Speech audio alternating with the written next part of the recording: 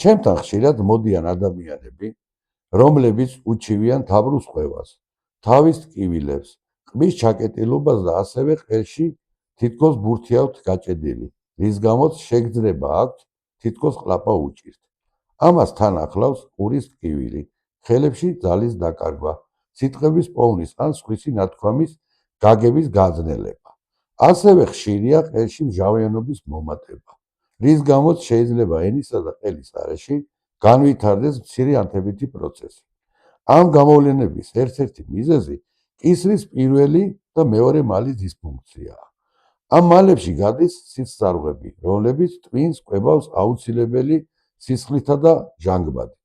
როცა ეს ზონა იბლოკება, სისხლის ნაკადი მცირდება, ტვის აკლია ჟანგბადი, რაც იწვევს თაბრუს ხვევას და მეტყველების შეფერხებას. აქედან წამოსული კუნთოვანი სპაზმი გადადის ყბაზე და იწვევს ყურის ტკივილს.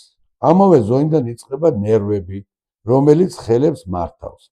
დაჭიმული კუნთების ნერვებზე ზეწოლის გამო სიგნალი ხელებამდე შეფერხებით მიდის, კუნთი კარგავს ტონუსს და ხელებში კარგად ძალას. კისრის წინა კუნთების დაჭიმა კი გადადის ხორხზე და ქმნის ყელში გაჭედილი ბურთის შეგრძნებას. მე ამ პრობლემას ვხედავ და მკურნალობ როგორც ფიზიკურ, ასევე ენერგეტიკულ დონეზე. დიაგნოსტიკისას ვახდენ მთელი სხეულის ენერგეტიკულ შემოწმებას, კისრის ზედა ნაწილი ორგანიზმის უმნიშვნელოვანესი არხია. როდესაც ეს ადგილი ბლოკირებულია, მკაფიოდ გრძნობ ენერგეტიკულ ბარიერს და ტემპერატურის ცვალებადობას. ჩემი მიზანია ამ ნაკადებზე ზემოქმედება, ვშლი კისრის არეში არსებულ კვანძსა და აღვადგენ მის ბუნებრივ დინებას. როგორც კი ბლოკი იხსნება, ფიზიკური კუნთებიც მომენტალურად დუნდება, სისხლძარღვები და ნერვები თავისუფლდება. შედეგად თაბრუს ხვევა, ხელების სისუსტე, ყელში სპაზმი ქრება.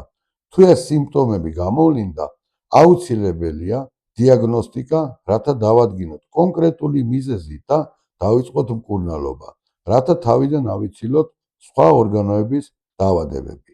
სხეული და ენერგია ერთიანი სისტემაა. როცა მკურნალობა მიმდინარეობს ანატომიის გათვალისწინებით და ენერგიის აღდგენით, შედეგი არის სწრაფი და სტაბილური.